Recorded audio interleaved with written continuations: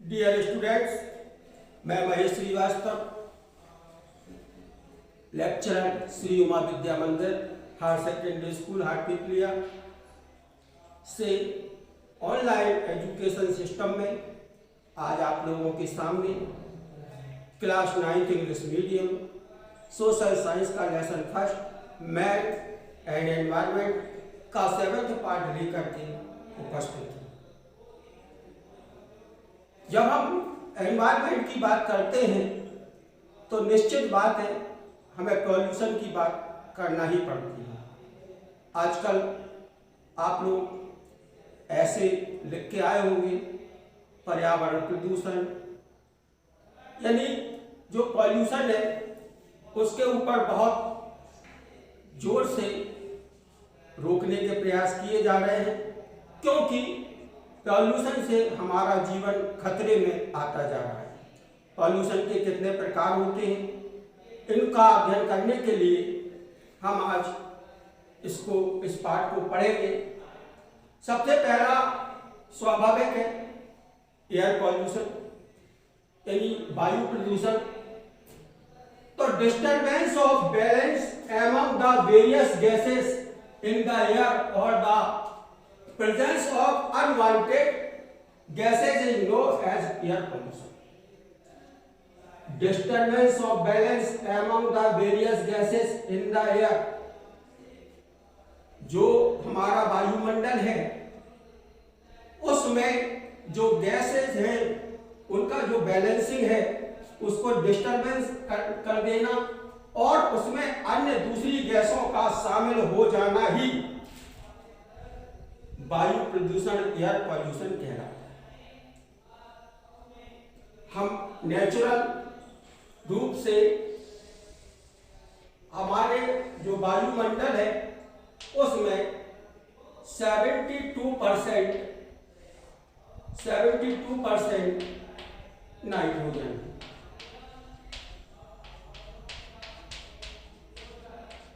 21% oxygen है और 1% में carbon dioxide, helium, neon, hydrogen जैसी अन्य गैसें हैं।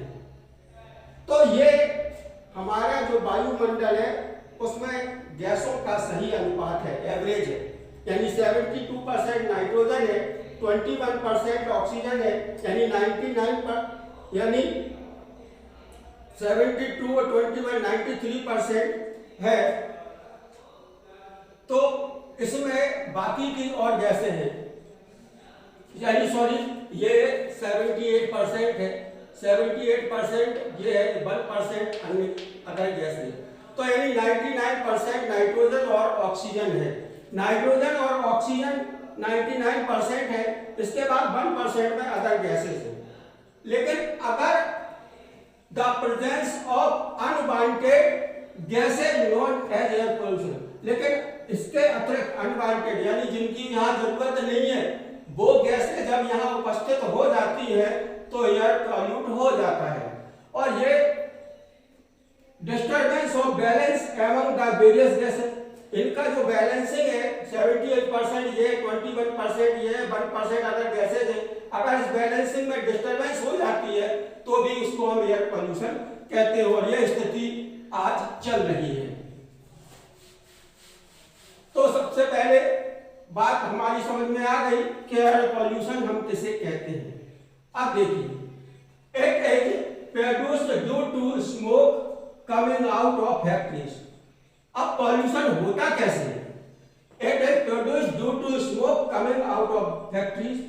फैक्ट्रियों से जो धुआं निकलता है, जो फैक्ट्रियों में कोयला या और ईंधन वगैरह जलाया जाता है, उससे जो धुआं निकलता है उससे यूज पेस्टिसाइड्स, और हम लोग जब कृषि का कार्य करते हैं तो उसमें तमाम तरह की रासायनिक खादों का उपयोग करते हैं, जिसके कारण भी वायुमंडल प्रदूषित हो जाता है। केमिकल टेस्ट कई केमिकल टेस्टेड किए जाते हैं और उनसे गैस उत्पन्न होती है और वो भी वायुमंडल में मिल जाती है। Decomposition of litres and decomposition of litres, यानी कूड़े कचरे के जो ढेर हैं उनमें सड़न उत्पन्न होती रहती है। एंड डेड ऑर्गेनिक मैटर, और जो ऑर्गेनिक मैटर्स हैं वो सड़े गले मरे हुए उनसे भी एयर पॉल्यूशन हो जाता है। Increase of carbon dioxide in the atmosphere have increase its temperature. जब हम पॉल्यूशन पैदा करते हैं तो क्या होता है, कार्बन डाइऑक्साइड जो गैस है वो बढ़ जाती है एटमॉस्फेयर में, हैज इंक्रीज इट्स टेम्परेचर, और वातावरण का जो तापमान है, टेम्परेचर है, वो बढ़ जाता है।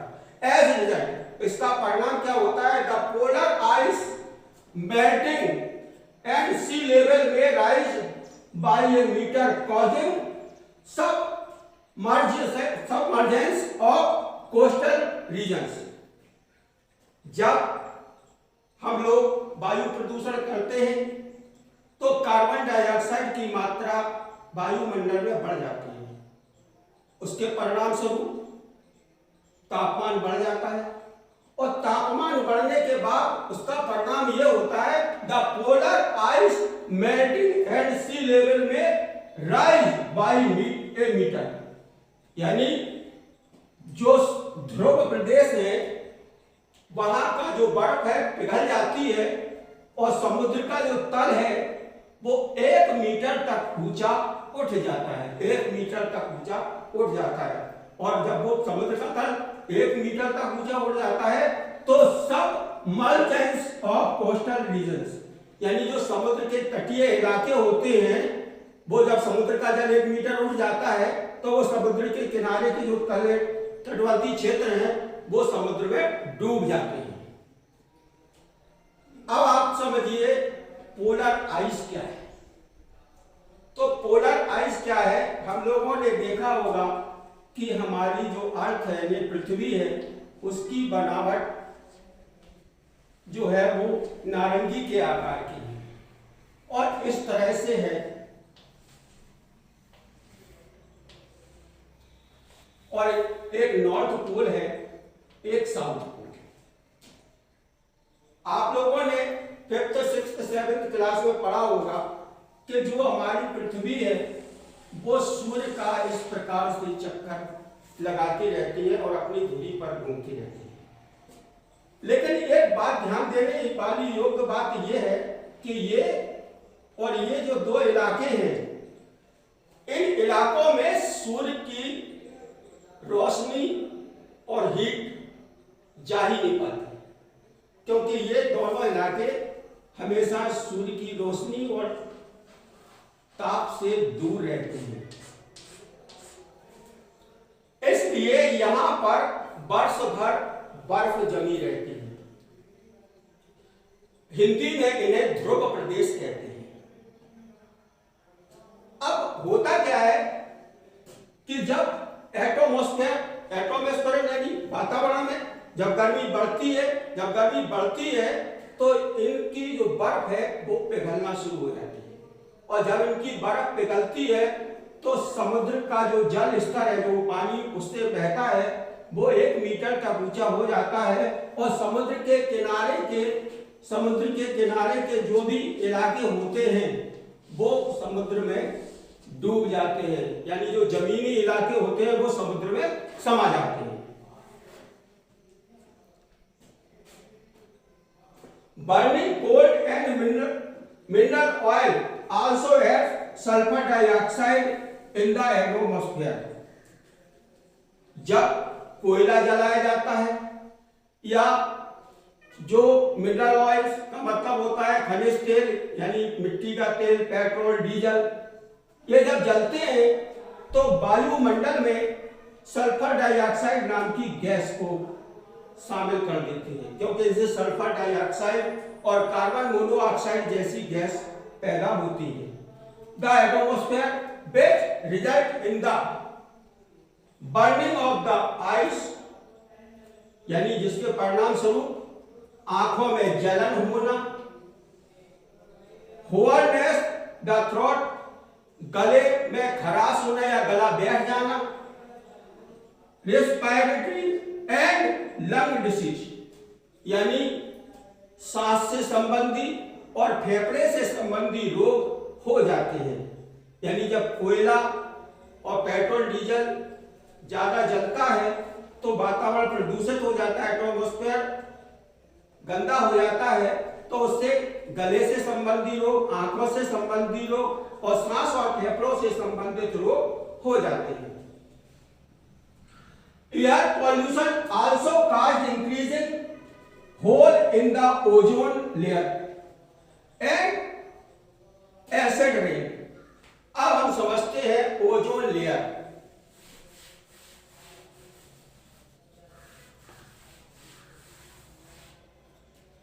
हम जिस पृथ्वी पर रहते हैं उससे 16 to 32 किलोमीटर का जो क्षेत्र है ऊंचाई में, यानी 16 से 32 किलोमीटर ऊंचाई तक जो क्षेत्र है वो सेब क्षेत्र है। वहां ना तो यहाँ की हवा का असर होता है, ना यहाँ की आंधी का असर होता है और ना ही यहाँ के किसी मौसम का असर होता है। यही कारण है कि जो एयर फ्लाइट होती है वो इसी रेंज में उड़ती है, यानी हवाई जहाज वगैरह जो होते हैं वो 16 to 32 किलोमीटर के बीच में ही उड़ते हैं। यह सेब इलाका है, लेकिन इसके ऊपर 32 से लेके 60 किलोमीटर तक एक लेयर बनी हुई है और उसको बोलते हैं ओजोन लेयर। ओजोन लेयर का काम यह है कि जो सूर्य की अल्ट्रावायलेट जो किरणें होती है उनको रोकता है। यानी सूर्य की रोशनी तो आती है, हीट भी आती है, लेकिन जो अल्ट्रावायलेट किरणें हैं उनको जो ऑब्जर्व कर लेता है और इस प्रकार से जो पृथ्वी है उस तक अल्ट्रावायलेट जो रेज है, किरणें हैं, वो आ नहीं पाती, क्योंकि सूर्य की जो अल्ट्रावायलेट रेज है वो हमारे लिए हार्मफुल है, यानी हमें हानि पहुंचा सकती है। कई बीमारियां हो सकती हैं, पेड़ पौधे प्रभावित होते हैं, मनुष्य जीव जंतु सभी प्रभावित हो सकते हैं उससे। लेकिन अब हो क्या रहा है कि एयर पॉल्यूशन से इसमें होल होना शुरू हो गया है, यानी ओजोन लेयर में होल हो गए हैं और ये दिनों दिन ये होल बढ़ता जा रहा है, जो कि सभी हम लोगों के लिए और वैज्ञानिकों के लिए चिंता का विषय बन गया। अब आता है एसिड रेन। एसिड रेन क्या है? यानी अम्ल वर्षा। एसिड नाम सुना होगा आप लोगों ने कि जो केमिकल होते हैं वो जो तीक्ष्ण केमिकल होते हैं उनको एसिड कहा जाता है। जब ये sulphur dioxide, carbon monoxide, carbon dioxide जैसी गैसें वायुमंडल में यानी जमा हो जाती है और जब यहाँ पर बादल बनते हैं और इन गैसों को साथ में ऑब्जर्व करके और जब वो बरसते हैं तो ये एसिड के रूप में जो पानी है वो एसिड के रूप में बरसता है। और जब ये एसिड के रूप में बरसता है तो जितने भी पेड़ पौधे, घास जो भी है या जीव जंतु है वो इससे प्रभावित होते हैं और पेड़ पौधों की पत्तियां जल जाती हैं। तो इस प्रकार से एयर पॉल्यूशन जो है हमारे लिए हर प्रकार से हानिकारक है। हमने ये पढ़ा। नेक्स्ट पार्ट हम फिर वाटर पॉल्यूशन का लेकर उपस्थित होंगे। धन्यवाद।